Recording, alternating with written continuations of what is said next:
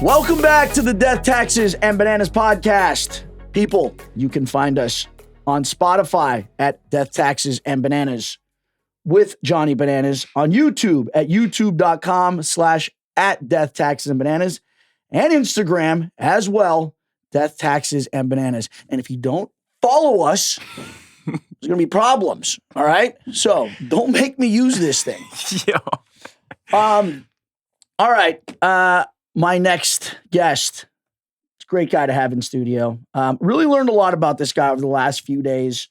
From Casa Amor to the Challenge House, Leo's journey has been nothing short of explosive.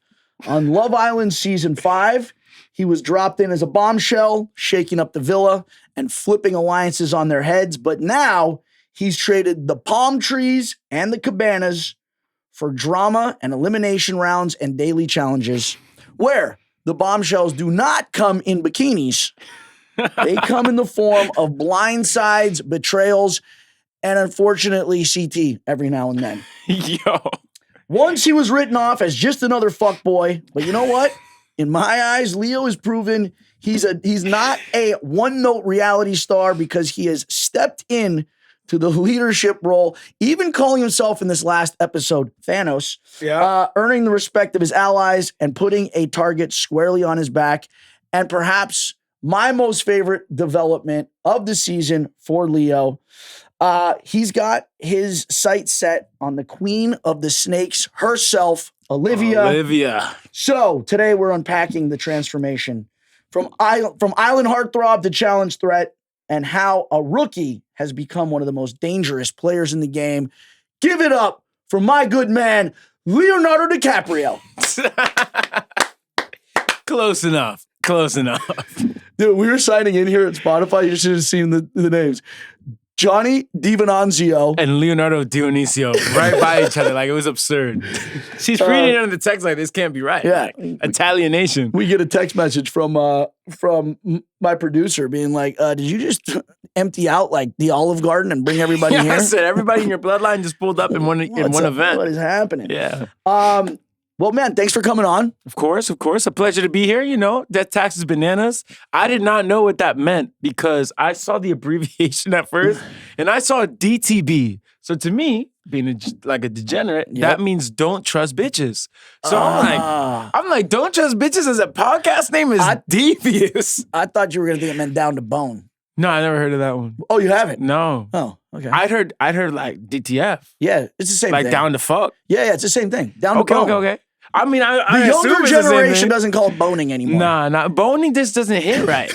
No, like I say, yo, you trying to crack? Are you trying to get cracked? Okay. You know, not to you, but you know, to the shorty. So we're back at it like crack addicts. Yeah.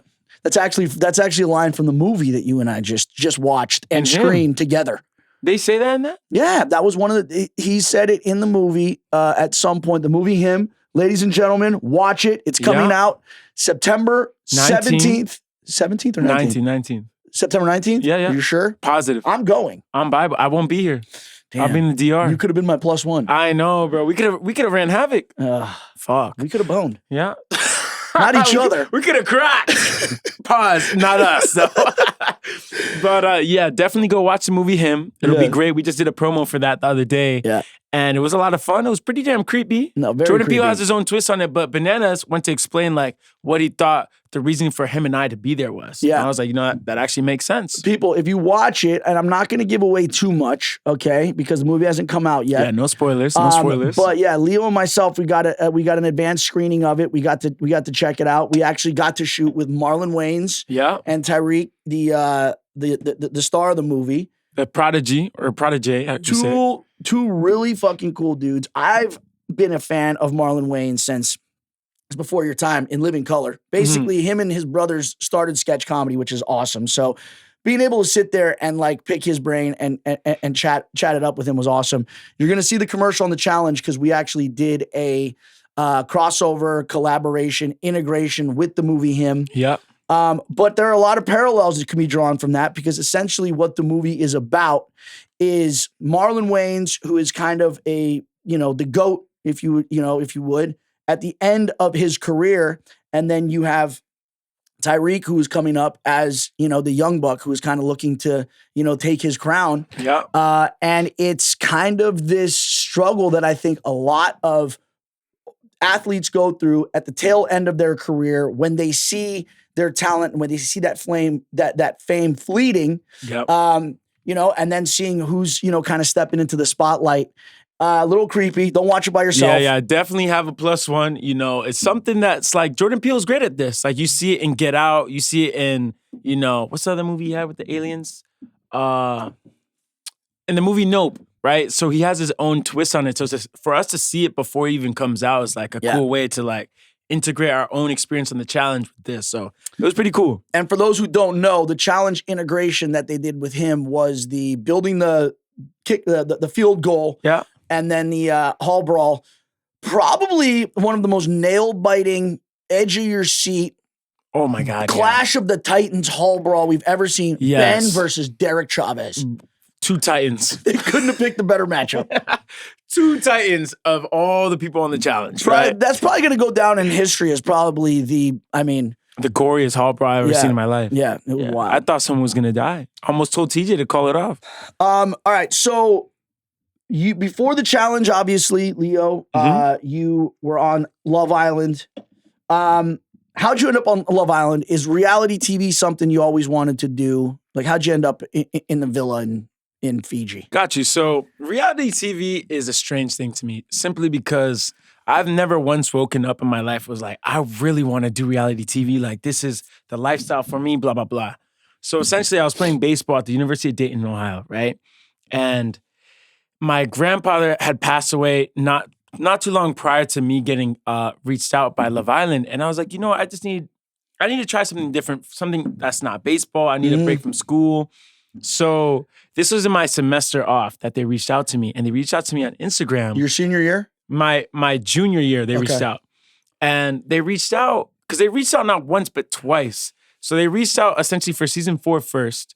And I was like, man, like I would love to do this. It sounds like a lot of fun, whatever. Then I tell them that I'm 20 years old and like, oh, you're a little too young. Like, we'll try again another time. I'm thinking, man, what are the odds? There's no way. You're barely legal. We gotta wait a year. That's what I'm saying though. So I'm like, there's no way they're gonna reach out again. A year comes by, right? It's January. It's fucking freezing in Ohio. There's no sunlight. I'm like, bro, I'm trying to get out of here. It's cold. It's gloomy. Like nobody wants to be in that environment.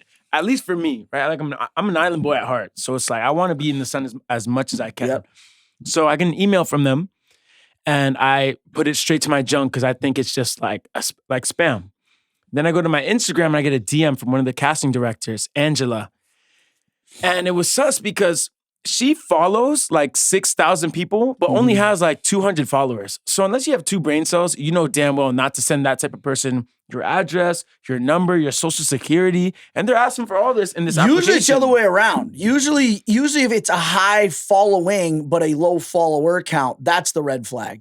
Wait, what do you mean? Like they have a lot of followers, but no. If you have a lot of followers but you're not following a lot, that's a green flag. That's a green flag. Yes, I'm saying the opposite. Oh, you're saying she's following 6,000 people, but only has like 300 people who follow her. Big red flag. Big red flag. So I'm like, man, unless I want to sell my life away right now, there's no way I'm answering this DM. So I literally say, yeah, you guys can go fuck yourself. Like I'm not about to get scammed. Like what? Yeah. So she calls me on the Instagram like DM thing. And I'm like, man, oh my God. She must have really wanted you. Bro, she was locked in. So she's like, yo, I need you to sign this because we really think you'd be great for the show. And I'm like, all right, bet. Like I go through that process. But it's not as simple as like, no, sign one thing, do one interview, you're in. Yep. No. We had to do probably like 12 to 15 Zoom interviews with the producers, right? Then when they think you're good enough, they let you know, they go, hey, it's this girl named Courtney. She goes, hey, Leo, like, we're going to move you on in the process. We're going to fly you out to Fiji, but don't get excited yet. I'm like, but you're flying me to Fiji. Like, if you're flying me to Fiji, I'm assuming that I'm going to be on the show. Were you watching the show this time? No. So you weren't like a Love Island fan? No, bro, okay. I don't watch reality TV until I've gone on it. Right? And I've only watched when I'm on it or like other seasons of Love Island if I have to host an event or... I'm saying before you going out to the villa, you were not familiar with the show. No, I watched a little bit because my mom likes it, right? So I walked in the room and I've seen a couple episodes and she gave me like some notes on what to do, not to do. I'm like, man, fuck, I'm 21. Like, I'll be all right. What'd she say not to do? She said the one thing not to do is have sex at any point during the show. I was like, Mom, like, well, good thing you definitely took her advice. I definitely did not take her fucking advice. So in my head, I'm like, you know what, man? Like, I'll be all right. Yeah, I'll be all right. So eventually they fly me out to Fiji, right? But at this point, I'm so confident in myself. I told my whole university, all my friends, all my family, I'm like, yo, I'm going to be the first man to walk in on that villa on Love Island. Mind you, when they fly you out to Fiji, you don't even know if you're going to go in. Yeah. They fly out every single person they interviewed past a certain point. So say that's like 70 people. No bullshit. 70 people flown out to Fiji. There's only about 28 people max who go into the villa throughout the entire period of the show. Mm-hmm. So that means whatever's left of that all just stays in the hotel or all gets sent home. So were you one of the early bombshells? No, I wasn't a bombshell. I was an OG. Oh, you were one of the OGs. I was the first guy to walk in. I fully manifested so you said it. Wow. So okay. I walk in day one, and it's crazy because at that point, while I'm doing the interview process, they've taken my phone away. So I told my sister, I was like, look, if you don't see me on Instagram posting whatever, and I'm not on the show, and I'm still not active, send the fucking SWAT team, send someone to come rescue me, bro, because that means I probably die. Because I didn't meet the producers in person until I flew out to Fiji. This was season 5? It's season 5, so 2 years ago. This was before, obviously before season 6, but season 6, what's the season that just ended? 7.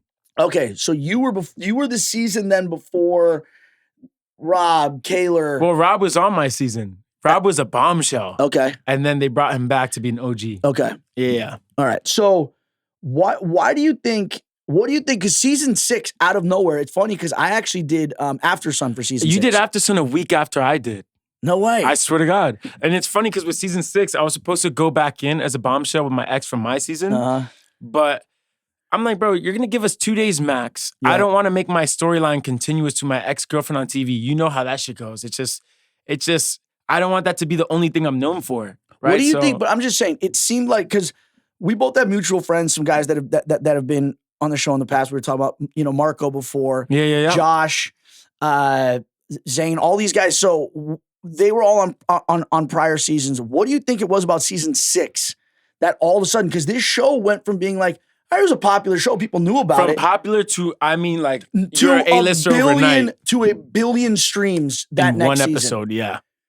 Like, why? I genuinely think it's a couple reasons. One, everything needs to evolve. Yep. Everything needs to evolve. You can't have something stay around if you're not continuously getting better. Yep. Right? Like, for example, baseball. If a manager isn't consistently getting a team to the playoffs, what are they going to do? They get a new manager. That's why for the Yankees, before Aaron Boone, there was someone else till they stopped getting to the playoffs. Yep. Then they have to switch something up. So I think that they just realized we have to change something to go from a pretty well-known show to the only show people talk about, right? But you have to study the game to learn that. So what I think they did was, one, they upped their marketing. Yep. Because with our season, we never got tagged on Instagram. They barely posted reels about the show. They weren't on with like the trends on TikTok to match what's going on in our episodes with what's trending already. Okay. Right? So, for example, the one-liners are the biggest things from these type of shows, like Amaya Papaya right? Yeah. She says a metaphor for everything, and people resonate with that, even if they don't actually say shit like that. Nick calling her Mamacita when she said she's a mommy. Yeah. But it's stuff like that. You can't even like. See, that's interesting. That's natural, though. So it was them. So it was the network. It was Peacock. It was their social media team really leaning into what Pop was trending. Culture, what's trending? What was trending? All right. What about the relationships though? Because mind you, I'm not gonna lie. Yeah. I'm not gonna lie. Before I got to Fiji, I had never watched one episode of Love Island. Then you had to watch it in the break room before you get into. Well, so I get there. They were like, "Yeah, you're doing After Sun. Have you watched?" I'm like, "No." They're like, "All right, well, you're 17 episodes behind." I'm like, "Fuck, bro." They were like, "Don't worry about it. Just watch like the last 5 because everything that happened early on isn't even relevant anymore. It's not relevant. All that's relevant are the relationships going on." And I'm not gonna lie, dude. After about 3 episodes, brain rot. Not only was I like addicted, but at the same time, I was. You think the movie Him gave you anxiety? I was getting anxiety watching this shit, bro, because I'm like, oh my God, what they're doing to these cast members It's is absurd. diabolical. Bro, And this is coming from somebody who's been on the challenge for 19 years, 25 seasons. And I mean, I've been put through the ringer mentally, but generally what happens with the challenge is it's the environment that you're in and it's the rules of the game that really messes with your head. Yeah. Love Island, there's so much producer interference. It's absurd. That what they do is they constantly, it's almost like, oh, you're getting a little comfortable in your relationship? Well, hold on. Let me dangle this carrot in front of you, ruin it, and then we were just talking about this the other day. Yes, and then bro. exploit it to the world. Like, okay, It's you're gonna Adam come and in, Eve, bro. It's like you're the gonna come forbidden in, fruit. We're gonna exactly. We're gonna force you to like, you know, into this relationship with this one. Yeah. And it's gonna be like speed dating on steroids. And then next thing you know, in about a couple hours, you got the other relationship right no, here then just you've got, waiting. yeah. Then And you go if to not, Casa mind you, Amor. it's right there, bro. And it's like, all right, no, we want you to be in this relationship. We think this is like so cute. You guys are great for each other. We're going to like push you into this. Then we're going to start dangling all this forbidden fruit in front of you. Then in the dead of the night, we're going to kidnap you, put you in Casa Amor, make you do all this weird shit, videotape you, and then send it back to your chick. And then mind you, if you don't explore your connection Yes. in Casa Amor, they will literally say like, bro, this is boring. Like, Yeah. we'll replace you. Like, Yeah. you got to lock in and like, and it makes sense. You want to see good TV. But the problem I have is like, it's a lose-lose situation. Yes. If you're not exploring, nobody wants to watch that. Yep. If you're exploring and making absurd TV, which is fun to watch for other people, then you're still doing something wrong. Because it's like, oh, you hurt this person's feelings, but if you're not doing all this stuff, nobody's gonna want to watch. This is what I was saying. Like, because when I went on After Sun, they basically told me, they were like, listen, we want to bring you on because we want the reality TV straight guy's opinion on like the guys. And I went in obviously, and I'm like, all right, I'm going to give the male perspective on this because Love Yes. Island, whether, you know, all the hosts that were on the show, it was, you know, it was Selly, Mora, KK was there. And then, you know, you have the Ariana as the host.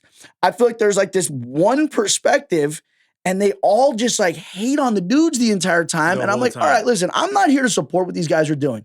But what I am going to do is provide you with a little context as to what is going on in a 22-year-old male's mind. Mind you, 21, bro. 21. And So it's just like you're saying. It's like, I'm not saying I wasn't wrong, right? Like I've said this 1,000 times before.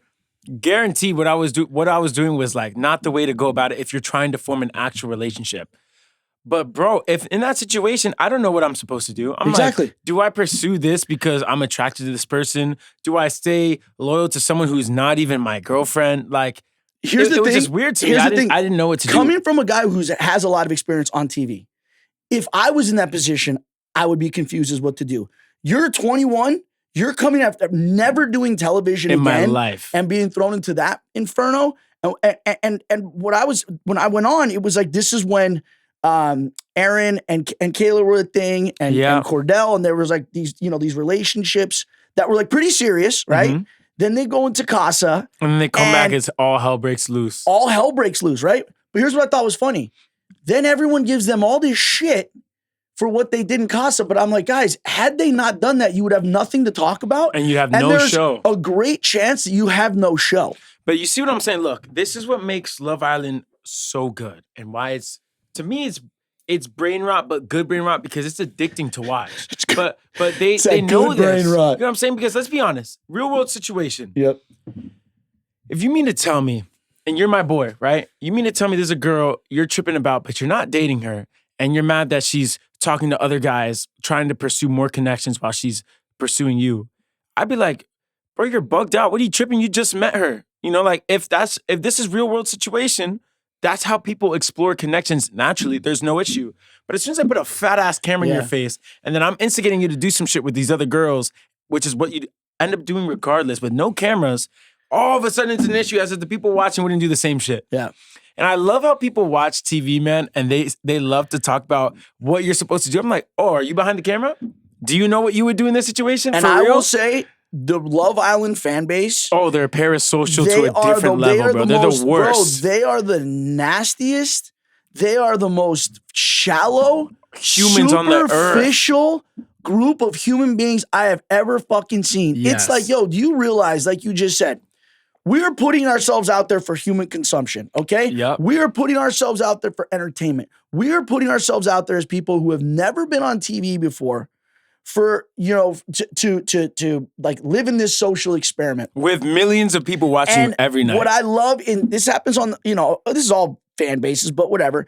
People love to judge you, but it's like, I guarantee whatever you're judging me for, whatever you're saying, I'm being critical about me about, you've done before in your life. The 1,000 difference is times. I had to do it on TV and you didn't. So you could sit here and you could preach from your high horse. No, you're no high horse. They're preaching from their couch with a glass of wine, a face mask on, and fucking Twitter out on some, oh, he should have never done that. And what? Yeah. You watched me do it. I just so happened to do what you do 1,000 times on television. Yeah. But mind you, like I said, I'm 21 at the time. I'm like, bro, like, to me, it wasn't that deep. To me, I'm like, oh, wow, like, I did this, whatever, and when I get home, I still get a lot of love, and I'm very blessed for that, right? But as soon as I came back, when it was like the heat of the moment and the topic of discussion for our season, it was just kind of like, damn, like these people don't have a life to be talking about a 21-year-old like this. No. So like, you should kill yourself because you did this and that. You should go suck my dick because I don't care. So like, it's a bit extreme. It's a bit extra, bro. It's Mind a bit you, extreme. I'm not even joking. I went straight back into school for my senior year. Best time of my life. Good. Fresh off Love Island, right? Oh, dude, I can't imagine, bro. And as soon as me and said person from the show broke up, it was like 2 months after the show ended. But I'm still at school. I'm still having a great time. But there was one night I went out, man, and I'll never forget this. And I've never received hate like bad until this one moment. I go to our local school bar called Tim's. And I'm there with my guys, Frenchie, Cervenci, Ethan. We're all just grabbing a drink. They're my roommates. We're just kicking it. And I'll never forget this one sorority girl comes up to me with the fucking vodka cran or whatever it's called. And I'm wearing this nice white shirt. I got my hoodie on. I'm chilling. It's a nice fall night, right? And she comes up to me in my ear. She goes, ugh, you fucking pig. Like, you should have never been on television. I'm like, excuse me? And then she's like, yeah, all this, like, you don't respect women, blah, blah, blah. I'm like, hold on. Just because I did whatever I did, mind you, it's not like I cussed out a woman. It's not like I did anything crazy. I just did what I would probably do if I wasn't loyal to someone. Normal 21-year-old male or female put in that position would do. You see what I'm saying, bro? And she backs up, and I'm like, hold on, what's your name? And she starts to speak. I was like, but you know my name, and I don't know your name. So what makes you think that I care about the words coming out your mouth and it's negative? Yeah. Even if it's positive, I'd be like, I'm a very polite person. If you're saying something nice, I'll go out my way to be like, thank you so much. Yep. What's your name? So I could try to make a connection. But as soon as she said that, I was like, man, you can go fuck yourself. Throws her whole drink on me. Then the bartender kicks her out. And I'm like, I'm just there like in my fit all the way fucked up. I'm like, bro, over a show that you watch from your couch. And now you're doing all this extra shit. Yeah. And I was telling the dean at my school, I was like, nah, bro, this is fucking crazy. Like, I didn't do nothing. And it got worse with her sorority friends. Cause I went to like they do like these formal events. And I got invited to one with my friends. So I went with her and it was her sorority. So she was in there. I'm like, nah, bro, this is absurd. So it's just shit like that. Well, it never like, goes away. away. You got to understand where that comes from. This is what you always have to remind yourself, because I have to do this too. That's all coming from a place of envy, jealousy. That's where that's coming from. Because normal, well-adjusted people don't do that. No. Okay? It's the ones that probably are living sad, pathetic lives. They're the parasocial ones who want to live vicariously through you. And they're unhappy that they can't. And it's like they feel like they have to be the crusader to knock you down a peg and knock you off your high horse. And I always tell those people, I'm like, I've been doing this shit for so long. If some random person comes up to me at a bar and is like, oh my God, I love you, take a picture. It's not going to, I don't care. I mean, listen, I appreciate it, but it's not like all of a sudden, oh, my head's going to swell up and I'm going to get a big ego. Exactly. It's like, yo, the novelty of being recognized wore off a long time ago. And trust me, there's nothing I would rather do than go out on a night with my friends or whatever and not take a photo. Be bothered. So my thing is like, if somebody comes up to me and they approach me and they're cool, which 9 times out of 10 they do, I am, like you said, the nicest dude ever. Of course. And I will take time out of my day. I'll take a picture. I'll FaceTime a loved one, whatever. And I see but if you come at me sideways, it's I have zero time or zero patience for it. And kind of what you said, you were like, what's my name? I don't know yours. I say this when these girls come up, usually girls, and they're acting nasty. I'm like, listen, this is the first time that you've done this and met me. I've met you 10,000 times. Yes. This little act that you're putting on. Who are you? I don't know who you are. Like, who is this who's guy? I asking don't for know. that? Yeah. I've dealt with this, and Over and over again. and I don't have the time to deal with it right now. But And just that's the know shit, that, like, man. just know that it never really goes away. And it's just annoying because what you're saying is valid. And I agree with what you're saying in the sense of when I meet people, I keep it myself in their mindset if they're polite. Because say I met, I don't know, Drake, yes, like tonight, right? Say we meet Drake tonight. I'd be like, holy shit, it's Drake. I've never seen him He before. watched the challenge, by the way. That's really? Yeah.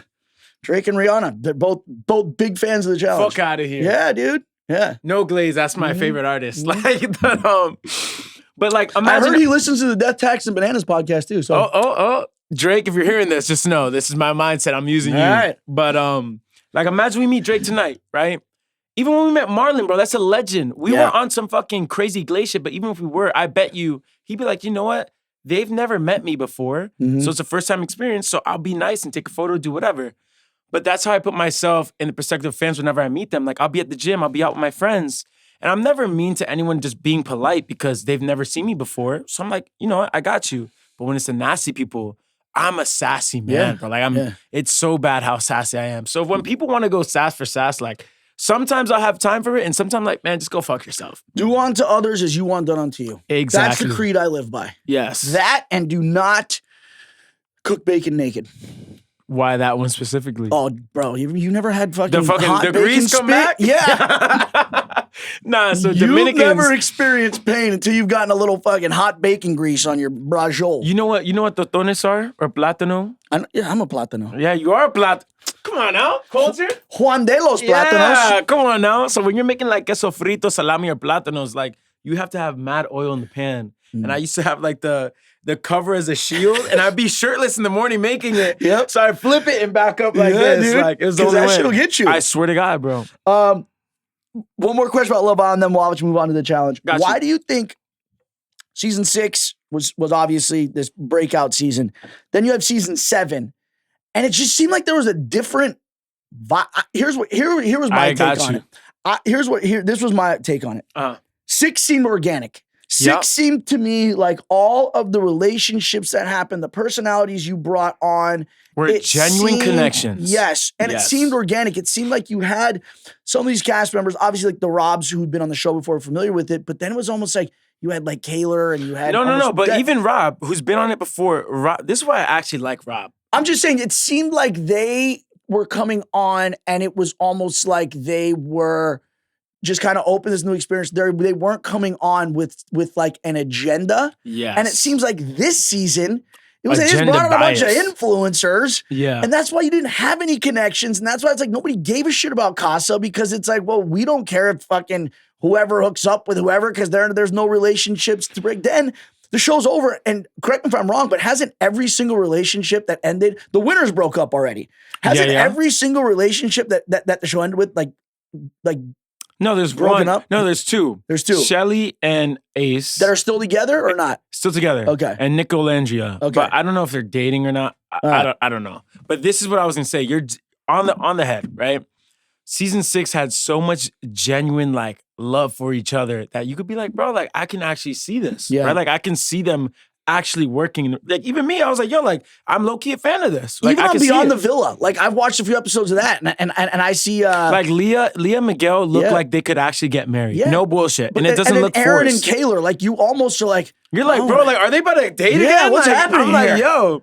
But yeah, man, season 7, like, I think individually the cast members are probably cool people, right? Yeah. Like I've never met them, never really talked to them, but I think as a collective though, when I was watching Love Island this season, it just didn't feel like Love Island. Yeah. As soon as they walk in, bro, I'm looking at like, you could see people's numbers right away on Instagram. Some of these people have double the numbers and more of the people in my whole season. Yeah. And I'm like, yo, like, what are they going on Love Island for? Because let's be dead honest, at least for me, right?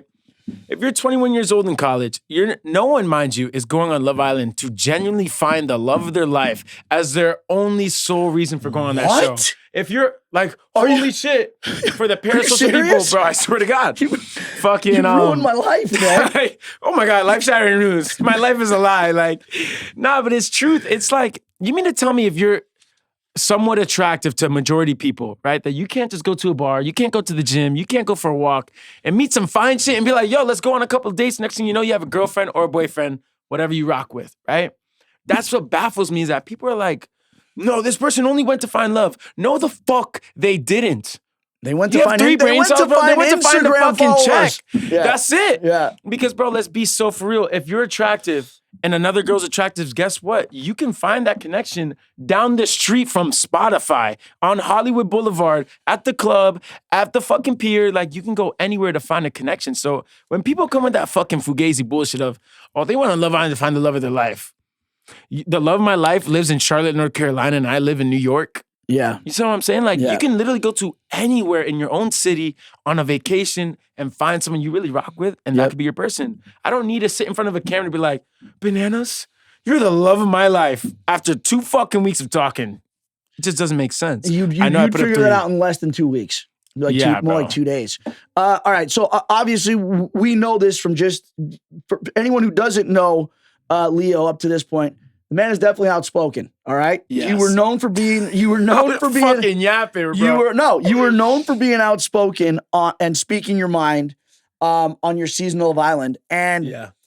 I love the fact that you have taken that outspokenness and you've brought it directly onto the challenge. Yes. I mean, obviously, you love a long speech. Clearly. Okay. God And you damn. have absolutely what I love about you is you have absolutely no problem saying things that are going to they're going to put you in hot water. Of course. Just because it's like, no. I'm speaking on principle here. And I don't care what type of trouble I get in. I just want to speak my mind. And that's it. Is that kind of how you've always been? Always. So my parents, my friends know I'm headstrong as fuck, right? I'm the type of person that if you're going to teach me something, I have to know why you want me to learn specific thing, right? So coach would be like, hey, I want you to take ground balls on your knees today with one hand out and one hand behind your back, right? And I'd be like, what's the purpose of this? Like, I'm the type to ask those questions because I want to have the clarity of knowing what the whole reason is. I've always been the same way. Exactly. And Leo, that's what's got me fired from a lot of, well, I haven't had a real job in 19 years, but that's what always got me fired from jobs is if there's a rule, as long as you can explain to me why the rule exists, then I will I'll follow do it. If not, But I'm like, you can go what fuck I yourself. hate more than anything in life is arbitrary rules. Yes. If a rule, if you're like, this is the rule, and I'm like, why is this the rule? And they're like, because it is, and Nope, they can't explain I'm to me not why. following that rule. I'm not following your rule. No chance. And I got fired from so many jobs because I was just like, not happening. But you said something the other day when we were out that my dad says all the time to me. It's better to ask for forgiveness than for permission. We're on set, and I didn't know if I could take pictures of shit. And Johnny was like, I just fucking told you not to ask them. Give me your camera. And he goes, Leo, go stand right there. I'm going to post it later and tag him so you see what I'm talking about. But he's like, Leo, I'm like, Johnny, like, Yeah. I'm not trying to. He's like, did you ask them that? Yeah. I was like, no, but like, should I? He's like, bro, just fucking Bro, do it. take that. Why do you think I've been so successful in the challenge over the years? But it makes sense though. Yes. And as for why I'm so stubborn in the house, I'm glad we share that mindset. But it's just like you said, I'm not afraid of getting sent in to go home. I'm not. Because I was telling Bananas earlier, I would rather get sent home early than know that I get sent home for kissing someone's ass and meat riding Yes. just to stay around. Well- you have no storyline, you have no importance, And you want to you're know not shooting something? yourself. And that's why, Leo, regardless of how this season goes down for you, Yeah. you will. Now, whether or not you come back, like on your own accord, is different. But that's the reason why you will be invited back from here until eternity, because that Yes. mindset that you have is so rare. Because, and I'm sure you saw this season, people on the challenge are fucking lemmings, dude. Oh my God, And they sheep of just sheep. Go with the flow. And it's like, oh, this is where, and you saw even with the vets, Yeah.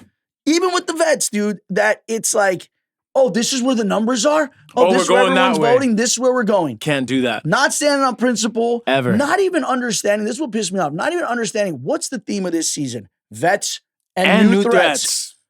And they're not understanding what that, like the surface of what that even Just means. from the game, just from the title alone, you should be playing a different game. But Exactly. And again, I think it's funny because we were having this conversation as well. Coming, like, when we obviously like filmed yesterday, and I mean, we did the Challenge Mania thing in New York, but this is the first time like we've hung out off the show. Mhm. And I'm like, Leo, just so you know, like this is a side, like we would have never been able to get to know each other in the house the way we have here because Of the the second propaganda. rookies come in, their brains are poisoned as Yup. to like, Bananas is the fucking most evil thing on earth. Yet anything that he says is manipulation. Absolute manipulation. And you come to find out now, and I'm so glad. This is the only good thing, the only positive for me about getting eliminated early. Well, one, I'm still getting collect my paychecks, which is great. But Dead ass dead motherfucking ass. type. But That's where I'm trying to be at, guys. But in addition to that, I was saying this from the beginning, and the first deliberation we did, they didn't show it, but I wanted to get up and I wanted to let everybody know. Everyone over here is listening to Olivia. Mhm. All right, she obviously has been spreading propaganda since the second she walked in the door. All of you are basically playing her game. What you need to do is play your own game. Yep. And I put it out there. Nobody really understood what I was saying. And now everything that I was saying, I feel like is coming to fruition as it relates to her game. Yes. And you're the one that's calling it out. And I fucking love it, dude. And that's what I'm saying, because what Banana said is pure fact. If me and Bananas don't get to go on this call on this trip together, right? I don't get to meet him for who he really is. And he's a fucking great dude. We had a great time this whole week in LA, and we talked about his game plan, and it makes sense. Bananas is not the type to deliberate and try to speak his mind to everyone, because he knows that everyone's already using this propaganda against him, so that, anything he says, he's trying to use us to get to the end. But then you watch the show back and you listen to people's pussy-ass confessionals where they won't say it to your face, by the way. They'll say everything they really want to say behind a closed door, which I think is super soft. But then I'm listening to every confessional. I'm like, yo, this dude was just trying to tell us the truth right along, that Olivia was actually pulling the strings, right? And it was like, applaud to her, because she did it so well where I believed her, just like almost everybody else did. But I also was on my agenda, like, even if I believe her or not, like, I still have to get this girl out. I could see who she's playing puppet master for. Mm-hmm. And it's almost everyone in that house. And the truth is, she's just trying to get rid of the people that are bad for her game and then making everyone else do it for her. Well, no, she's really good at making you believe that what is best for her game is best for your game. Like right now in this episode, I could speak on. Yeah. All right. Well, we'll get into it. We'll get into that. Yeah, we'll get there, because I know exactly where you're gonna go, and that's definitely something. Because I didn't want to cross it. We watched the episode yesterday together. He was like, "Write that down." I'm like, "Write that shit down, bro." We gotta address that. Okay. Here's another thing that I thought was so funny, and I knew this was gonna happen. Remember the first deliberation when we were trying to get Jake sent in, and everyone sent in Justin, and a lot of the reason for doing so, and a lot of the justification was, well, this is who Rogan wants, so we're going to respect him. We're going to give it who he wants. When does that ever happen? Well, it happens when it's early on, and it doesn't affect your game, and you want an easy way out. It's the easiest way to not have your name thrown up. So that's completely changed now. All right. So now there's no longer you're getting who you want. You're getting who we want you to have. Yes. But you then become the outspoken voice of the rookie bus. And you guys are coming back from elimination. You're like, yo, we have to like rise up as threats. We have to stick together.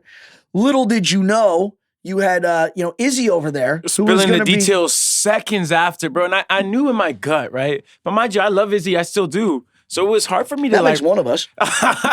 It was hard for me to confront her, because I'm like, Izzy, I could tell you what Olivia's trying to do to you, but let's be honest.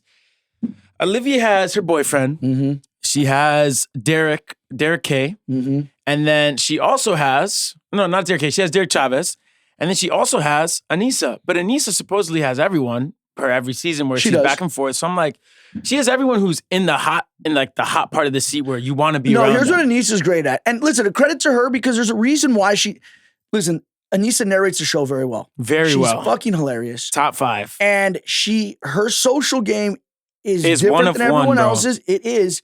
And Anissa is very good. Anissa can predict power shifts in the house like weather. And she sees before the daily even ends. She sees where the power's at, and that she just magically will just morph into this group and morph into this group. And she plays a vague enough game where it's like, well, I haven't said your name, but it's like, yeah, but you're working with people who are targeting me. Like guilty by association. You want to know something's dangerous about her? She can read lips. Anissa, if Anissa's on the other side of the bar, she's reading lips at the night like that? She can she can read your lips and she knows exactly what you're saying. I'm even if she chatting like can't this hear every you. time. I'm like, yo, like we're voting. It's like in the mafia. You have to almost like, Yeah, bro. She's a lip reader. That's and I'm pretty crazy. sure she can hear through walls too. Mind you, if I'm intoxicated, which I have been quite a couple times on this season, I remember. I'm talking buy like one, this. get- I'm like, yo, Anissa's getting set in. She Buy could one, be in get one. fucking Alaska Yeah. and can hear me speak. Yeah. Fuck me, man. I There didn't was know a buy that. one, get one Celsius special today. That's why I both got one. You know, BOGO deal. Yeah. If Bananas isn't looking, you know, I might have to snag his too. Our new sponsor, Celsius. Yeah. Celsius, you know, slide us a double brand deal. We'll be back in LA. Cherry cola. It's Yeah, my yeah. favorite flavor. Very hard to find. The rare one. So coming in, what's with all the Leo hate, dude? I mean, you've got Olivia, Theo, Anissa, like everybody shading you for doing what? For winning and for just trying to play your own game. It seems like all the people that are hating on you because you're not playing their game. You know what this like kind of reminds me of? And vaguely though, not obviously remotely close, but vaguely. Martin Luther King Jr. Okay. Right? Fair comparison. Like, hear me out.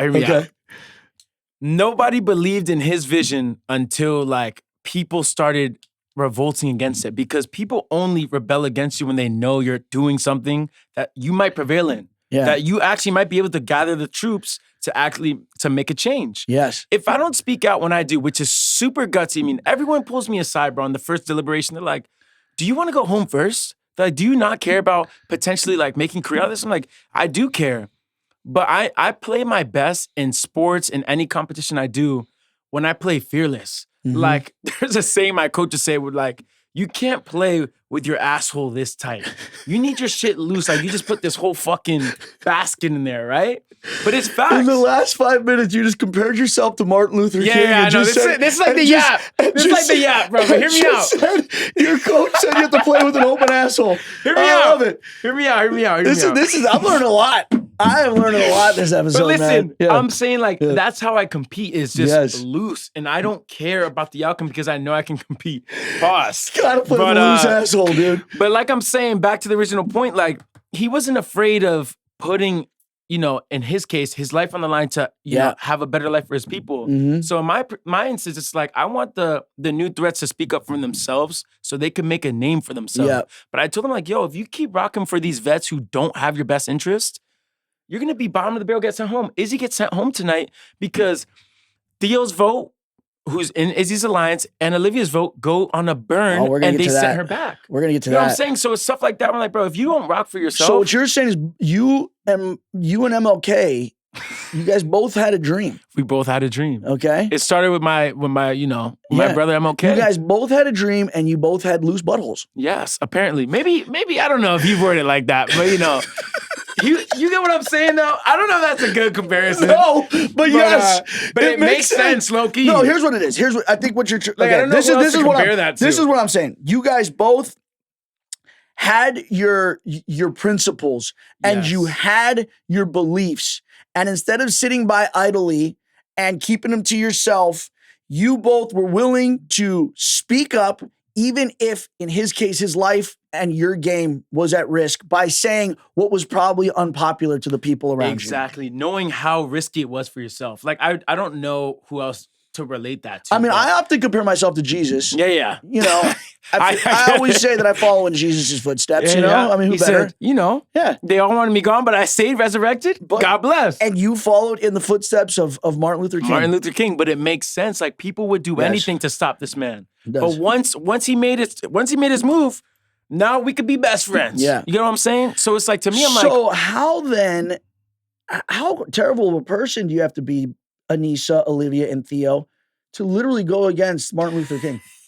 basically, guys, you know what? At this point, Unbelievable. you just hate us, I guess. Well, I don't know. Michaela says you are the first threat to think for yourself. Yes. And can I tell you something? And this is, I've known, first time I worked with Michaela, well, it was on the Challenge USA 2. Uh-huh. And she was the person throughout the entire game that, like you said, stood on principle, dude. Oh, I love Michaela, and whatever Michaela, this is why I always loved her. Her and I didn't talk game until it got to a point where it's like, okay, now we do. But what I respected about her was the fact that she wasn't always talking game and she was playing her own game. And you know what? She wasn't afraid to say things and do things that was going to be against the grain. Yeah. Another one of my favorite quotes. Take this one too. I actually told Horacio this, and he's like, dude, you always told me this, and it stuck with me. Eagles fly alone, pigeons flock together. Yes. Be an eagle, dude. Be an eagle. And I feel like you have been, Michaela. And it's like you notice there's certain people that are playing the game the same way, and you notice how those people game gravitate towards each other. Always. Because it's like, all right, cool. After a while, you get a vibe for the house, and it's like, okay, I see where the numbers are going. I see where all the pigeons are going. Yep. That ain't me. Because I didn't want to be in the coop, bro. I wanted to be in the fucking sky, just soaring. Yeah. Doing it my way. Yeah. Right? And like a truthful way to myself. So it's just like you said, me and Michaela intersect at one point in the season. We didn't talk game much until like halfway through because we realized we were seeing this thing eye to eye. We knew where the people were going to go when shit gets hard, when they get scared, when they don't know who to fall to. But us, we just know how to ball out and we know how to stand on it. Yeah. So we're just simple.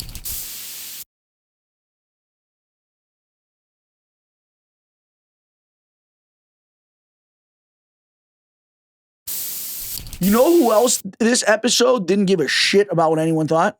Nani. No. Oh my God.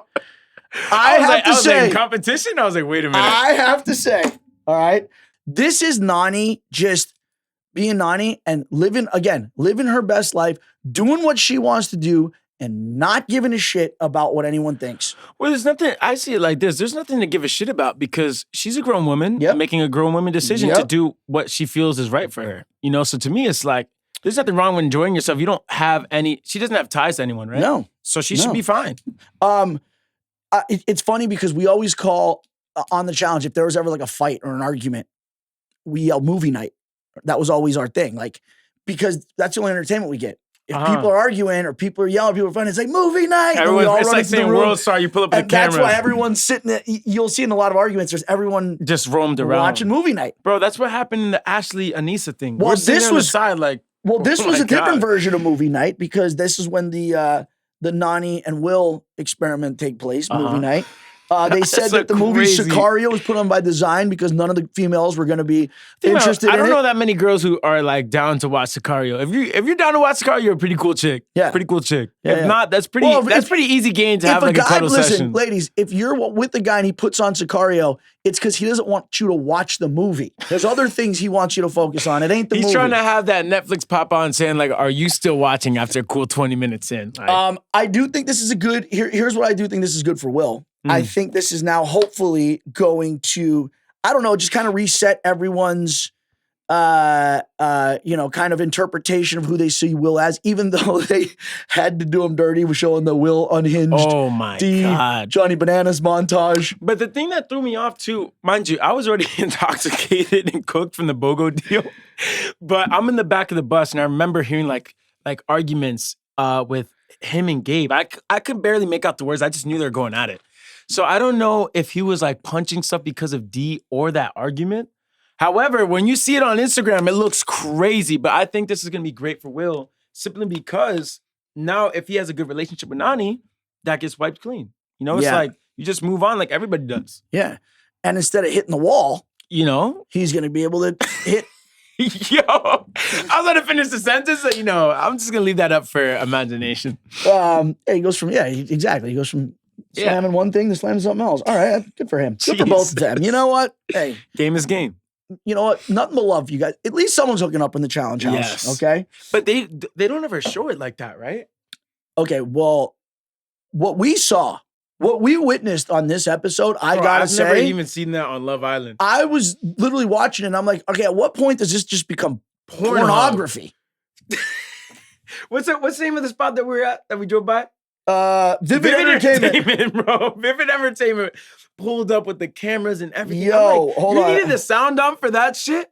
No, I think we got a. Bro, that shit was obscene. So you must be talking about this clip. He's a good time. Look, I am not here to be in a relationship. I am very much here to enjoy myself and have fun. Oh, is that what we're calling it? Yeah. Hold on.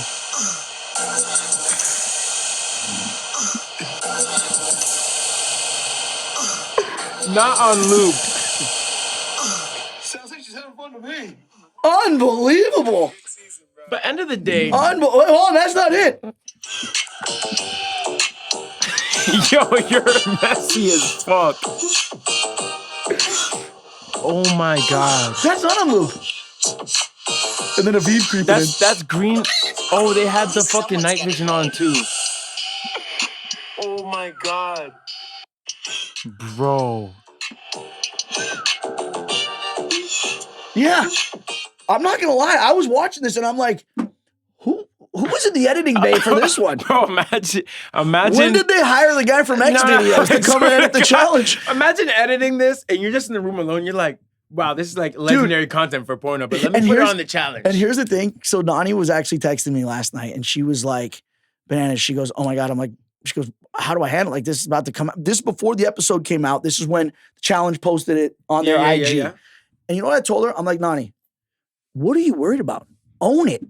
Because what else can you do? Own it. And here's the thing. When you're on when you're on the show, and I'm not sure if Love Island's like this, but and two people hook up and they come downstairs the next morning. Oh. Everyone's sitting there waiting. And they're like, oh, did you do it? Because they know. The ones that deny it or try and downplay it, those are the ones you keep picking at. The ones that just show up and are like, yeah, we I smashed. got fucked. Yeah, what about it? You know what? You're like, yeah, all right, fair enough. It's just so human nature. I told Nani, I'm like, Nani, fucking own it.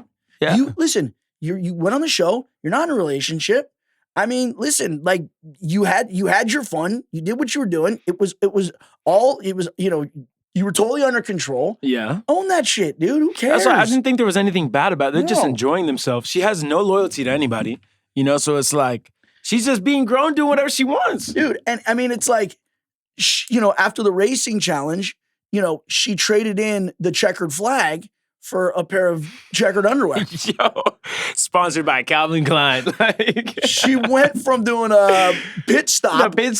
Yeah. Into you know, a full service station. Crazy work. She went from a NASCAR pit stop to Will's full service station.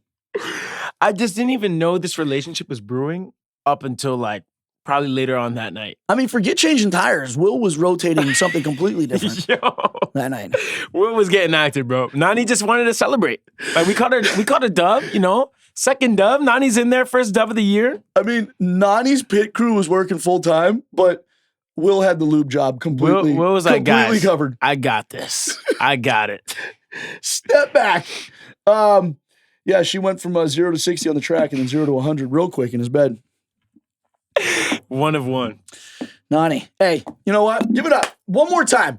Give it up. Nani's back. All right. Nani winning a challenge. We don't know where she went. She's celebrating. I don't know where she went for a while, but you know what? She's back, and we love to see her back. And this is why when you look at, and from you being a new threat coming in, you see the Nanis and you see the Anises and you see the Ashleys, and you're like, man, these girls are like fucking wild. But you want to know something that's great about them? They never change. And that's what is great about them is they are who they are. Mm-hmm. Ashley is not pretending to be some unhinged lunatic. Ashley is genuinely like Ashley is. Okay? Yes. Anissa is not pretending to be like, you know, Mother Bear. But that's good though for television. You cannot be on reality TV and try to act. Yeah. We talked about this while we're on set acting, and we're even throwing that in. Like, it's more natural, even when actors take their own take on an actual script they're given. That's what makes a movie feel so natural. You don't want to watch me and Bananas go, oh, why did you want to join this show? Yeah. On this date. Like, it's robotic. You know, so it's more natural and greater television when it's someone just being authentic. Speaking of Ashley, what's it like working with her? For those out there who see how what is it like working with Ashley? So I love Ashley. She knows I love her, right? But I told her many times, being her partner the first time was almost comical because it's like Sudoku, right? Yeah, and you handled that well. Yeah, I have great patience. I would have lost it. But I like break the fourth wall. Like I'm in the fucking office and I look at the cameraman like this. Like I'm looking at Ashley. I'm like, she's actually cussing me out over Sudoku. And she says this out loud, not even in her confessional. So this is what I respect about Ashley. She might be a crash out, but she's not going to hide the words she's saying. She'll look you dead in your eyes and be like, yo, you're dumb as fuck. Yeah. So I'm just trying my best to help. Meanwhile, she's the most unhinged human being on earth. Earth. So I'm next to her and she's like, if Leo doesn't shut up right now, I'm going to tell him Smashly. I break the fourth wall. I'm like, who the fuck is Smashly? Like, I'm not trying to find out. Over Sudoku? Fuck no. So then I go in my confession. I'm like, you know, I love Ashley, but I would love to never work with her again. Simply because she's super fun to be friends with in the house. Like, generally, I have such a good time with her. But when we're competing, maybe she didn't grow up playing sports because Definitely not. coaches beat that shit out of you at an early age to learn how to work with other people. But I don't think she's ever worked with anyone else. Like, No. she probably thrives on solo seasons simply because she doesn't need anyone per se, per her own words. Yeah. But I don't know. Yeah, she definitely was not doing her partner any favor this challenge. You, on the other hand, bro, listen, man, I think you are probably like the sleeper player of the season at this point because you have like a lot of these hidden characteristics that aren't necessarily shown. I'm not gonna lie. When I left, the read that I had gotten on you is it was like they've literally taken Leo out of Love Island, put him on the challenge, and he's just playing the exact that's same his persona. mentality. Yeah. But dude, like the fact that again you've kind of taken this position where you're like, now I'm gonna kind of take charge of the rookies. I'm gonna stand on what I believe. I'm gonna speak my mind. I'm gonna get up there and I'm gonna be Martin Luther King. Yeah. But also, dude, this was a difficult puzzle. Yes. Nobody could finished figure it out. CT is good at puzzles. Yes. All right. And he couldn't figure it out. You on your first try did. You end up winning the challenge. First try in like 30 seconds. No bullshit. You end up passing Bowser. Bro, that was so funny. Bowser. CT gets in the go-kart. He's like, yo, my go-kart's just not moving the way it should. And I wonder why. Leroy was like, CT ate CT like 3 times or some shit like that. I was like, bro, that shit had me rolling. The fact that CT's trying to blame it on the go-kart, he's like, man, what happened? I think one of my tires is a little bit low. Could somebody check? The distributor cap? I don't know. I say, this got to be weighted. Like, hold on. Oh my God. Yeah, man. Dude. But I just felt exhilarated because I know I'm a very good athlete. I know people could probably see that from afar. Yeah. But they probably didn't know like I'm really good at this type of stuff as well. Yeah. So one thing I also took as disrespect watching this episode was Olivia just being salty as fuck. Like, she's like, oh, I don't know if Leo's good or just lucky, but I'm going to pick lucky. Well, how lucky can I be to complete a puzzle that none of you could figure out? Oh, I got your... you must be talking about... You and Leo are best friends in this game. You saved him. I don't know why he's taking a second to even question why he wouldn't save you from being a hangnail. Ashall and Nani are like this, no difference to me and Leo. It's a girls' day, so Leo's got to respect Nani's decision, and I just hope that Leo remembers that I saved him. That's he was it. so strong in his opinion that's the end about of the clip. the last vote. Yeah. Why is he not going to be strong in this vote? For the people who are trying to get context of what was going on and why that was so... Like, why that was just such an insane statement by Olivia. She's basically trying to, because she's Jake's partner. Yeah. So what she's basically trying to say is that Leo wouldn't be a good friend if I didn't save Jake. Because Exactly. Jake did save me. That's by far my best friend in the house, right? Jake saved me, but Jake had an understanding that. He even says himself, it's a girl's day.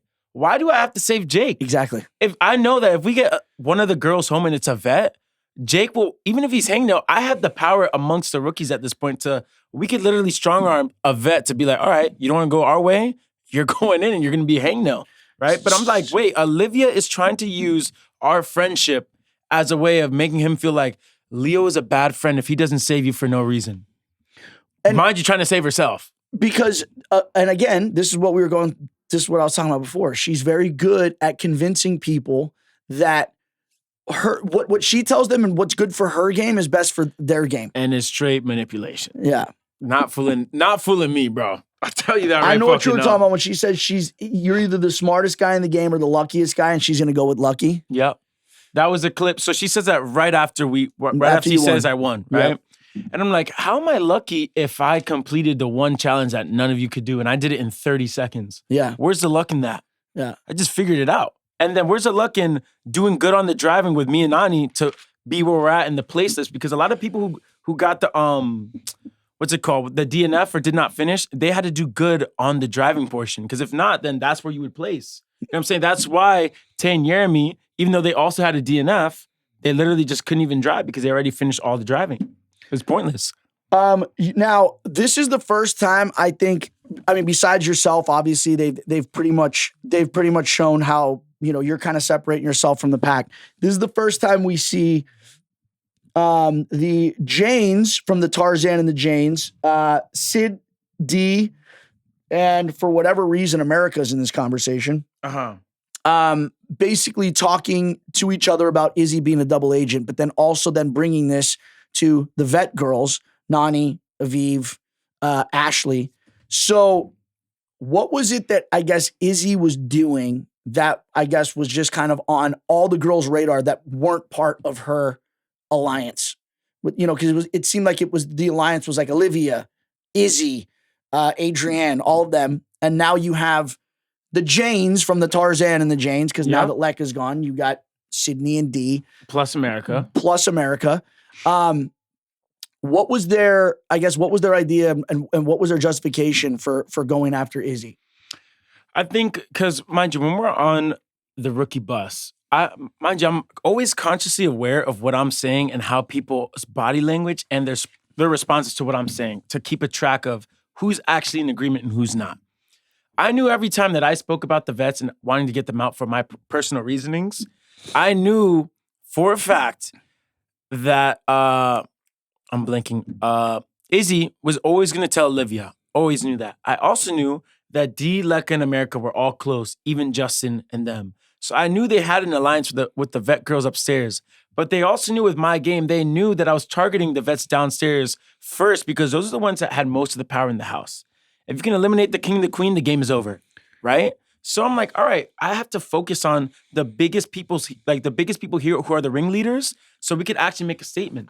If not, it's pointless. What do I gain from going after Michaela or someone who's not a threat to me in terms of leading people? Like, Anissa's not leading people. She's just a good friend and can be around people that already are doing the leading. So I'm like, I got to go after the actual person, Olivia. But that's fucking Izzy's friend. Mm-hmm. So I knew every single time they're going to that. But they also knew that too. They also knew that they had their own alliances with the vets, and they knew that they didn't rock with the same people.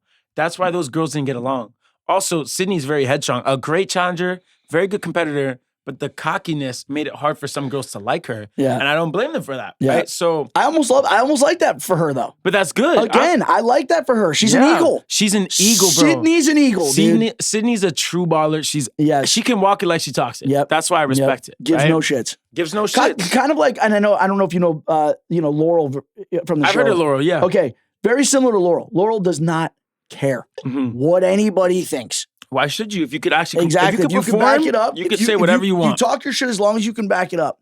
So it seems like now it's like you've got Izzy and Adrienne who've become Olivia's lapdogs, and what I find, and I find this so funny every season where you have people. No, lapdogs, not even. They're like her shoes, left foot and right foot. Her lapdogs are her boyfriend and her best friend. You see what I'm saying? Like, you could have your two lapdogs, your two little side shit. Yeah. But where's the rest gonna go? Yeah. Where do they get? Yeah. They might be able to put on your socks for you, because the truth is, they're the pawns, bro. This is chess. Yeah. She's a king, and no, she really might just be the king. Yeah. And her boyfriend's a queen, and the rook is Derek, and the pawns are who else? Yeah. Adrienne and Liv. Yeah. And I'm telling them, like, bro, I love you guys. Like, those are my girls, right? And I'm like, bro, like, I want you guys here for a long time. You're not going to be here in this house for a long time if you keep following this girl's command. Because she might be your friend, cool, but you have to understand when you have to turn off the friend switch and you're going to compete switch. You know what I'm saying? But Olivia knows to talk game all the time. It doesn't stop. I know. But Olivia, I'll give you props, bro, because you're really good at how you do it. You make it natural. It seems like the way we're just chatting, but she's doing this while trying to like plot against you the whole time. Like, oh, if I make you feel comfortable for me, I'll cast you away. Who did she do that to? Benjamin the Bane, bro. He's on his couch right now about to watch the shit. Probably pissed off. And I'd be pissed. I'd send a fucking airstrike to her shit, bro. Are you kidding me? You're like, somehow, you can go in the pit. But what's funny is somehow people kind of just choose to just overlook what she does. And because people are too scared to stand on business to retaliate that. And honestly, and this episode could not, when the voting goes down, this is what, I remember you and I were watching this together. Absolutely fucking dumbfounded by the way that these votes went down, right? Yeah. So you have Izzy, who has time after time been like, I've got to stand up for Olivia. Olivia is my number one. I'm going to do whatever I can for her. Cried about it. Now. Just to get sent in. Tonight's vote was the opportunity for Olivia and her lapdogs to repay the favor which would not have been a difficult favor to repay because as the votes start to go down, Break down the numbers so they're you clear. have D with 2 votes. Yep. John A with 2 votes. Yep. Izzy with 4 votes. Yep. Now, the final 3 people to vote are Olivia, Theo, and Adrienne. Olivia now, instead of either voting for John A or D, which would have brought it up to 3, She burns. she burns on Sydney and Derek. And mind you, no one on the earth can tell me that's Okay. not a burn vote. Just 100% a burn. 1,000%. Then You have Theo who flat out says, well, I'm going to burn on you, Anissa and CT. And tries to make it a That joke. right there would have tied it 4-4. Adrienne's the last vote. She votes for John A. Yeah, which is a good vote. Fine.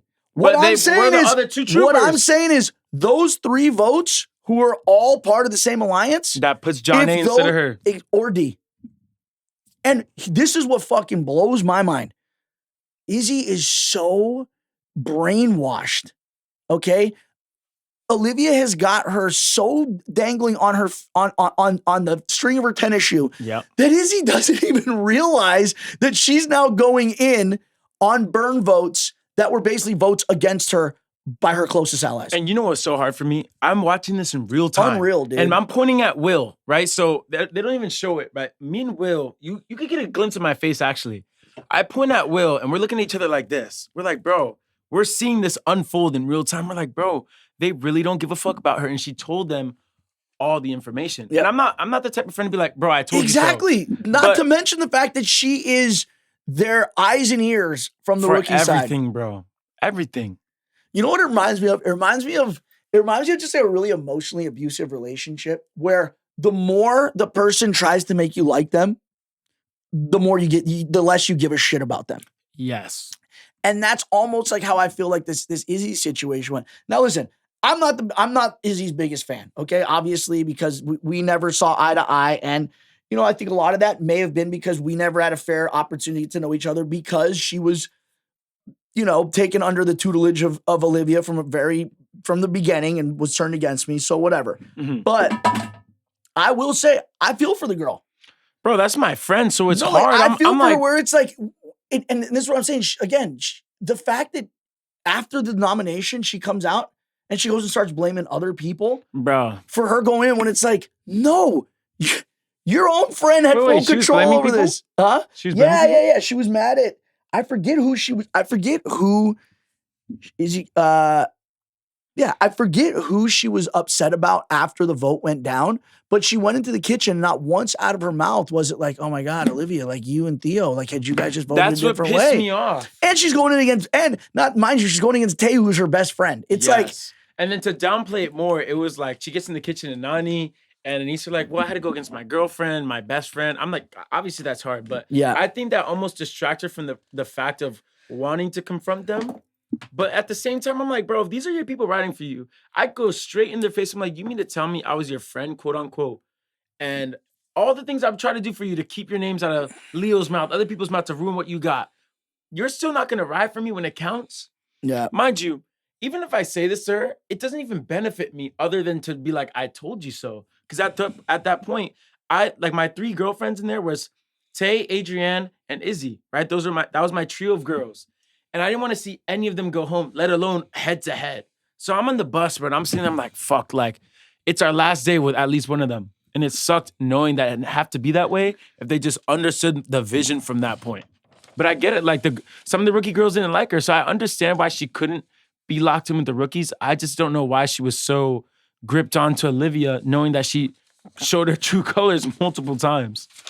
Dude, I don't know. You're just as confused as I am. And what I find most like annoying and infuriating about that is like, I mean, there have been times in the past. I mean, there was this one time that still stands out to me on the challenge called Bloodlines. And Nani, who's obviously my girl, like we've been super tight for so long. There was 10 votes against. The entire team voted against her, including her own cousin. Her own cousin, Nicole, was on the show, voted against her.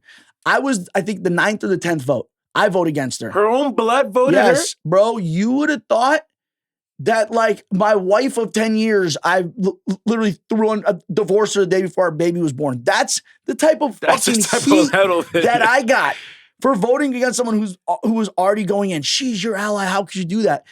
And then the fact that nobody says shit about this on this episode just blows my mind. That's why dude. I'm looking at Will and I'm like, bro, are we like in a parallel universe where we're watching this and they're not? Yeah. For what it is? I'm like, what was the point of burning? And look, if they want to even put this out there, I know John A has one person in that house, Derek Chavez. I know probably Derek Chavez said, I'll never say your name, right? But he's said that before and still voted Justin. But I know him and John A go back. So this is my understanding, my hypothesis, I guess. Maybe Olivia was like, okay, I know that's his closest girl. I can't say her name and put that in instead. All right, use the other option. Exactly. D. You don't even get along with each other. And Izzy they doesn't don't like her even either. like each other. So why the fuck is she not saying her name? I'm telling Mind you, D, I like you, D. I'm saying off of her mindset, it doesn't make sense. I love you more, D. Just so you know. But you get what I'm saying? We love you in different ways. Logically, it doesn't make sense at all. And that's what I'm saying. The reaction makes even less sense. Bro, I'm there losing my mind in the vote, chair. Listen, to me, the vote is confusing enough, okay? The vote, and it's like, I don't understand even with like what their intentions were. Maybe they were trying to save face by not saying D's name. Whatever, dude. John A's name. I don't know.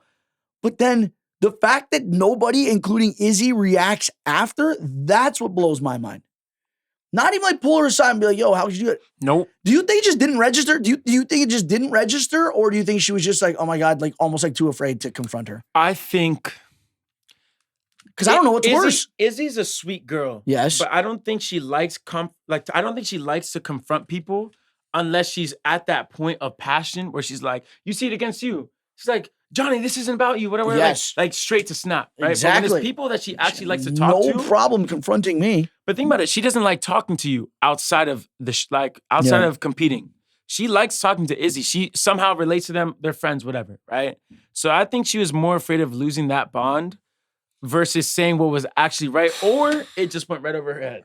Maybe she just didn't pay attention to the numbers and was sorry, like, oh, dude. I'm fucked. I'm just saying, if I'm in an alliance with somebody and they're supposed, and I've gone to bat for them, and I've put my own game in jeopardy and they for throw them. The game, oh fuck! And there's a decision that easy that then ends up screwing me and getting me sent home, bro. Unbelievable. I'm just saying that you know what it is? I think what it is just annoys me that when other people don't get shit and get away with shit that I can't. Yeah, the double standard is not fair. It's the double standard. It's hard, man. It's hard. All right. Well, anyways, all right. So we go to the elimination. This is something else that we were talking about the other day. What separates the good competitors from the great ones is the ability to perform when the lights are the brightest and the pressure's on. Yep. And you see this all the time. You see the ones that, I can't tell you how many times I've seen people in challenges, daily challenges, eliminations lose because they panic and they make a dumb ass mistake. Every time. And it's when you freak out. It's when you freak out like that everything goes to shit if you don't know how to bounce back. Izzy right out of the gate. Bro, I thought I was about to see a Tom Brady performance against the Falcons where she fucks up with the column and brings it back. I'm like, this is like when he's down at the half by more points than ever before in a Super Bowl. But then when you panic and can't make that conversion, well, but here's the other thing. Challenges like that, you have time. Yes. There's more some time than you think. There's some challenges where, dude, it's over in the blink of an eye. Yes. And if you screw up in that, there's no coming back. But that one, I mean, she dislodges her podium. It's literally like this Tower of Pisa. Yeah. And she just keeps building on top of it. I didn't understand why. And mind you, everyone is screaming at her. And I'm like, set your shit Izzy, straight. babe, you got to lock in and just put this Buddy, up. her tower's like this. But mind you, even then, this is what was really impressive about that. If you notice, before it collapses like 3 times, she still had so many up. Mind you, she did it so many times that if it just stayed straight, she could probably finish that challenge in like 5 minutes. She did so good. But on the other side of that, on the orange team, was Tay, who was just beasting the whole time. Yeah. And Tay was getting the higher shot. So the higher shot, when you put it in the top, it gives you much more time. Yeah. Then she starts grabbing 2 bricks at a time. It was a wrap. It was a wrap. And again, I think you could say that for the females. I think she's been one of the most underrated kind of like sleepers on the female side. I agree. This is her second time going in. you know what? She's got that demeanor where she doesn't let her emotions get the best of her. Tay has a great mindset with this stuff. I mean, man. dude, she was just kind of like, all right, she's voted in again. She's going against her friend. Yeah, she's already been down there, but it's like she's not bitching. She's not And you know what that she is, just bro? goes down there and goes to work. You know what mindset that is? The winner. Oh, loose butt. That's the loose mindset. So Tay's got a loose butt too. Okay. So you get what I'm saying though? Like Yes. when you play fearless without the fear of, oh, I want to stay or I want to go home. There's no fear of anything. Yeah. I didn't care if I was in the house and I didn't care if I was going home. I had a great life at home, had a great life on the show. When you go in with the mindset like that, you are unstoppable. It's when you have the fear of, I don't want to lose this. Why do you think in relationships when people break up, it's because there's one person's like, no, I can't lose you. Then they start doing shit that they would never do and it ruins the whole thing. Yeah. Or it's like, or in baseball, when you're pressing and when you're trying to hit, you're like, I need a hit. When you're trying to play hero, you can't be hero. You You can't. just have to let it come to you, Yep. be natural, and then that's when you get the hit. You drop a button. If you need to, you do whatever. Yeah. You adapt. But I mean, and that showed, I mean, it couldn't have been any more clear the way the two performed. I mean, Izzy was like, bro, she looked like a fucking mouse running through a maze on crack. She was dude. freaked out, man. Yeah. It's what it gave at one point, and I felt so bad because, mind you, this is my girl, man. I'm like, it sucked for me and Jake because we knew the bus was gonna feel a lot emptier, knowing one of them was gonna go home. And it sucked because deep down, like you said with the numbers, it didn't have to be her. It could have been D, it could have been John A, it could have been anyone else. But literally, it could have only been D or John A. Either way, the pool parties were going to be a lot less fun to people watch, Yes. regardless of who went on. With Tay, bro, with Izzy there, like, it's like, goddamn, bro. Goddamn. Unbelievable. Unreal, I feel bro. like you're back on Love Island. Said, well, there goes another one. Okay, so now Izzy's out of the game. She goes home. Was there any? I mean, because this is kind of a big. Is this a blow to Olivia's alliance now? I mean, wasn't Tay like a very crucial piece because she was just fucking loyal to a T? You mean Does she not Izzy? care? Izzy, what did I say? Tay? Tay. I meant Izzy. Isn't this like what was the reaction after? Like, was it kind of like, oh shit? Like, because in all honesty, Olivia is kind of directly responsible for like. Kind of 1,000%, For Izzy going home. Because if Olivia's playing, Puppet Master, she could have her boyfriend do a vote. She could have herself do a vote. Adrienne was the one who stuck through. Adrienne, I'm not going for my girl. I'm not going on a burn vote either. If I say John A or D or someone, it's going to be in her favor. But then at that point, there's not enough votes left on their alliance to get what they want. So that's what really pissed me off. When we get back into the house, it didn't seem, from my perspective, right? It didn't seem as if Olivia cared too much. Do you think maybe that's because now it's like, okay, well, now a spot just opened up in my roster. Now I don't have as many people that I have promises to. Well, yes, that's what I was like no at the start, but with that, yes. Because the truth is, you could only have max 3 people on your little alliance or your posse to get to a final. Yep. And knowing that Adrienne was gonna rock for her and her boyfriend, she was like, I don't need either of them. I'll take whoever's left, you know? That's it. Like, and it sucked to see because she really was just used like a pawn. I don't know where their friendship stands now, but if I'm her and I watch this episode, seeing blatantly how it went down, if she, like, say it went over her head in the moment. If I watch this, I'd be like, nah, bro, that's fucking crazy. All this shit I was doing for you, just for you to do me like don't worry, this? because if she watches the episode and she doesn't feel some sort of way about it, I'll make sure she listens to this podcast. Yes. And if she doesn't after this, then she really is brain dead. I'm just like, bro, like, I'm seeing that right away. Like, there's no Justice way. for Izzy. Justice for Izzy, man. I'll See? put that on a Izzy, shirt. listen, I told you, girl, you thought that I was the fucking evil one, all right? I was damn whatever wizard behind the curtain. I was the boogeyman. You're Merlin. Was not me. Terrible. Because your girl just did you dirty as fuck. And I don't care how you try and spin her, how you try and justify it. But that's the thing. You know what they call that? unjustifiable. You know what they call that, Leo? Some hoe ass shit. Some whole ass shit, man. That's Damn. some fuck shit right Could there, you too. imagine? Oof. All right. Well, looking forward to seeing where this all goes. Yeah. It gets Alright. messy. It gets Messier. Okay. messier because now we know that TJ says what the points are for. Oh, yeah. So now you have Permanent partners. Permanent partners. But you don't know when the permanent partners come yet. So he just says, make sure you have enough points for this. People are now trying to not only no longer try to, I don't know if people are even throwing challenges, but they're trying to go harder than ever in these challenges because every point counts. If you're stuck with a shit partner at the end of whenever you have to lock in, you're fucked. Well, let's just hope that Theo and Derek step it up at some point. Yeah, Theo and Derek, I think they're rocking 6 points, like What? Drake. And I'm like, bro, How do you go so far under the radar like that, dude? I don't understand. Fuck. I don't understand. I Unreal. think Theo was hurt. Oh yeah. But then again, I'm like, how did that even happen? Yeah. I don't remember any times where he could get hurt. Yeah, I don't either. I mean, it sounds to me like it's just an excuse. Could be potentially. Sounds to me like it's just an excuse. I mean, it's not like Olivia's giving any excuses for her performance. She's winning and she's pregnant. Bro, we didn't even know this. If That's crazy. Anyone could be, you know what? I think that's going to, I figured it out. That is going to be her explanation for the Izzy thing. I was hormonal.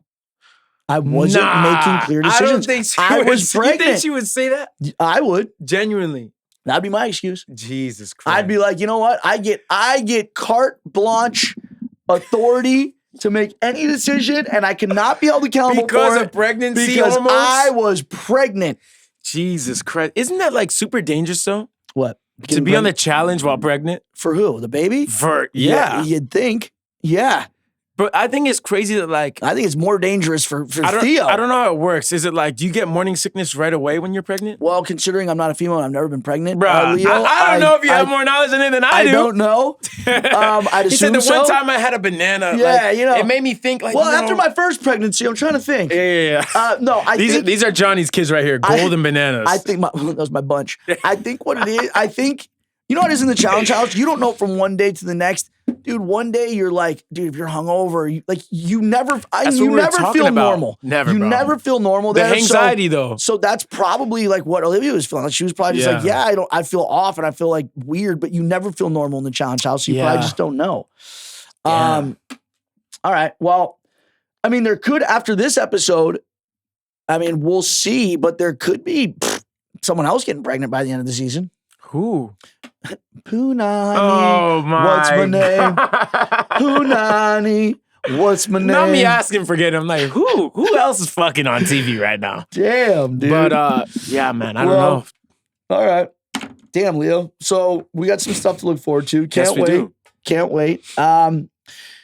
So what's next for you?